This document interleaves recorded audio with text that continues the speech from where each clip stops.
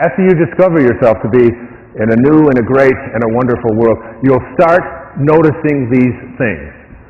And then dormant forces, faculties and talents come alive. Dormant forces. Dormant forces are forces that you thought were inaccessible, that were dead, that were not available to you. These things that my teacher, Carl Jung, who I mentioned earlier, called synchronicities or serendipities, that you're having a thought, and because of the thought that you are having, it manifests right there for you. You start noticing it, and you don't doubt it. You become a being of sharing. You become someone who acts as God acts, which is someone who is constantly giving, who is forgiving. I received a letter in the mail that illustrates this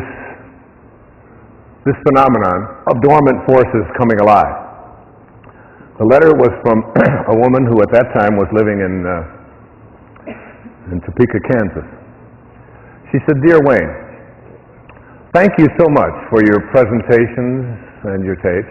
You are frequently my traveling companion as I drive in my job. I just wanted to add my testimony to the power of meditation and intention.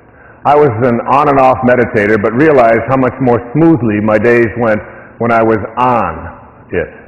I visited Kenya, Africa, in June of 2002 and met an 8-year-old orphan girl there. As I sat on the ground, she crawled into my lap and a voice said, 'Take her home.' A dormant force. Take her home." She actually heard this voice. I physically turned around, but no one was there. Again the voice said, "Take her home." I asked my 18-year-old daughter, who was with me on the trip, what she thought about my adopting this beautiful girl. And with the quickness of a sprinter, she replied, "Go for it." When we returned to the States a week later, I realized that if I didn't follow through with this adoption, I'd always regret it. Regret seemed much larger than the task of adopting. I began doing the meditation each morning, and through a series of miracles, the child was able to come to this country accompanied by a newly made friend. I named her Nellie, and she has been a blessing to me and my other children. Nellie's adoption was part 2 of God's plan. Part 1 had unfolded a couple of years before, and I felt guided to sponsor a series of workshops for which I profited $10,000 with very little time or work. And guess what the final cost of adopting Nellie was?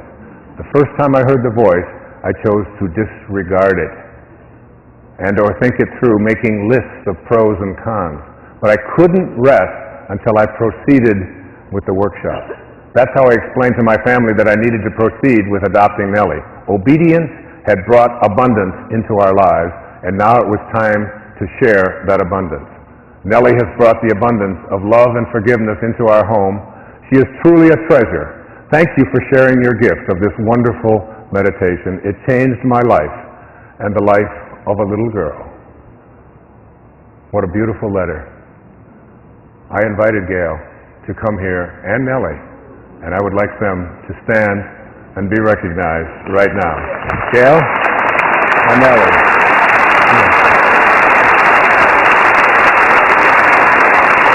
Come on up here, sweetheart.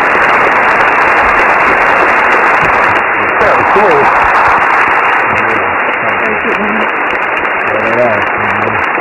Thank you. That's so beautiful. Thank you.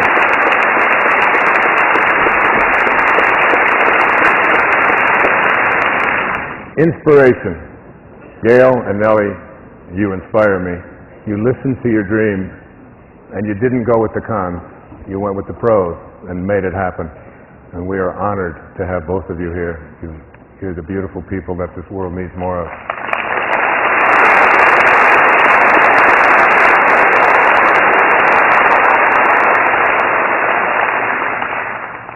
One of the things I believe about nobility, about true nobility, is that true nobility is not about being better than anyone else. It's about being better than you used to be. And I think your letter illustrates that when you move into spirit, dormant forces come alive, and you're just better than you used to be. And so are you, Ryan, and so are you, Immaculate, and so are all of us who listen and take that step to move into spirit. There's a man on this planet whom I've loved for many, many years. His name is Ram Dass. Many of you have heard of him. He wrote a book back in the late 1960s called Be Here Now. It was the beginning. Ram Dass taught me so much about what kind of speaker to be, what kind of human being to be. His teacher, Neem Karoli Baba in India, after he left Harvard and went to India, he was a Harvard professor, and he left all of that behind, and he met this great teacher who told him, serve God, feed people. And so he donated all of the proceeds of his book, Be Here Now, to various charities. Very seldom took a speaking fee, had it all donated to charities. 1997, my friend Ram Dass, as you see there, was struck down with a stroke. And I have been working hard to help him to rehabilitate himself. And it's been one of my great joys. And you'll know in a moment why I love this man so much. And I've worked so hard to bring the attention of the world to where he is now. He ended up with nothing because he gave it all away. And I came into his life in a series of, quote, fortuitous accidents that have allowed me to be of service to him. And a few years back, he has many devotees, many people who just respect him so immensely, and I'm one of them. I think of him as one of the greatest speakers I've ever heard. He always entered a room from the back.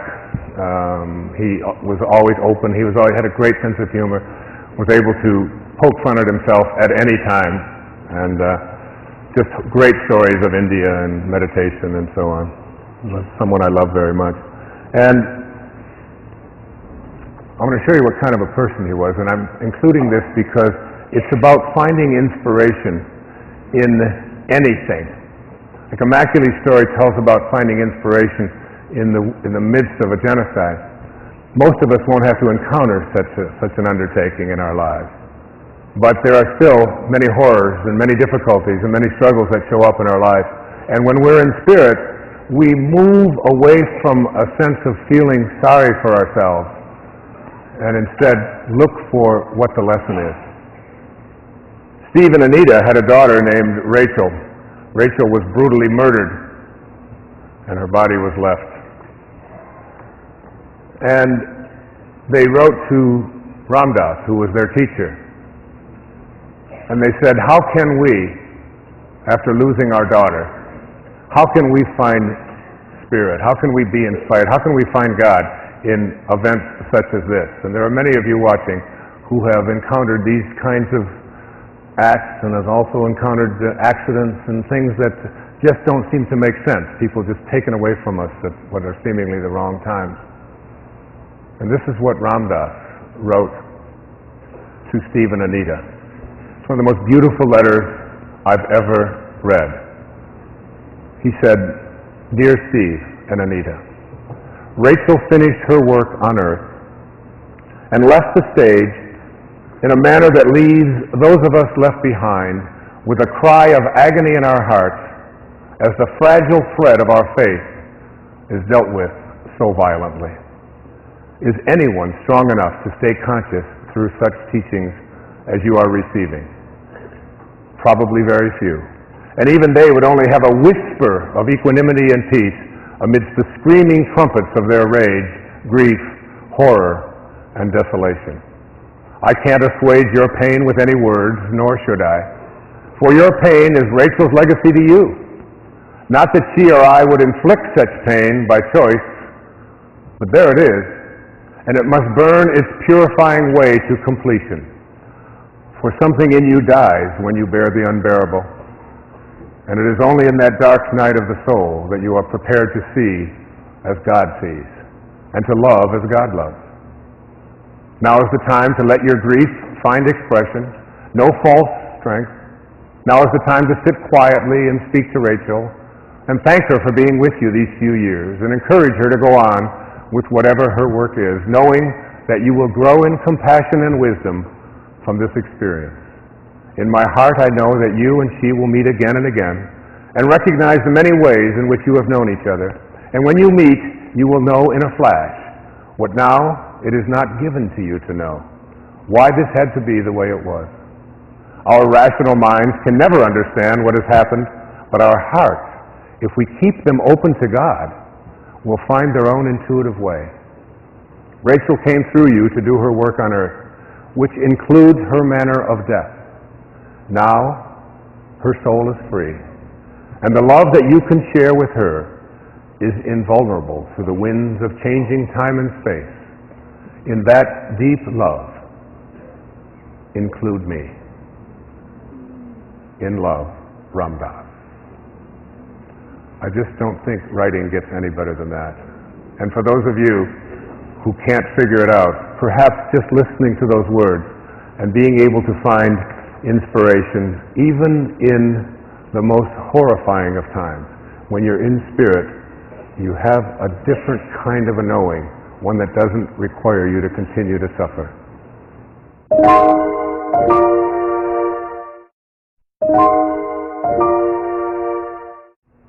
And finally, number 6, the rewards for being in spirit.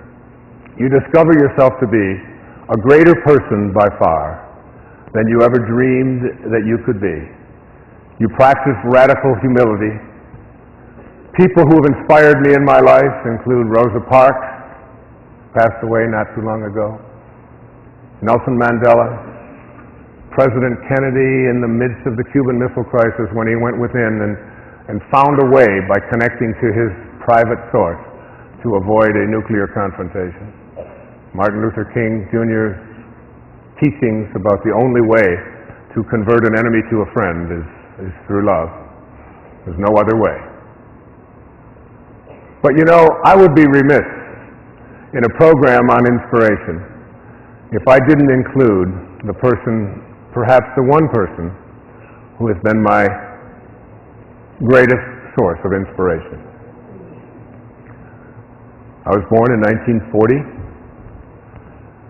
The youngest of 3. My father walked out. In fact, when my mother brought me home from the hospital, she told me that my father had moved in with another woman and left my oldest brother, who was 4, and my next oldest brother, Dave, Jim and Dave, who was 2, less than 2, in the care of a 4-year-old.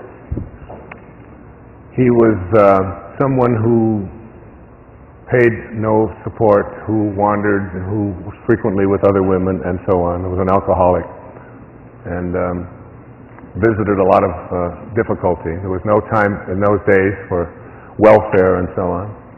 There was a depression. My brother was anemic. My mother was working for a while as a candy girl, earning $17 a week, and she put my brother Dave and myself into a series of foster homes sponsored by the Methodist Church, because there just simply was no other way. But her nightmare was very, very real. Her family had been split, but she held a vision of reuniting her family one day.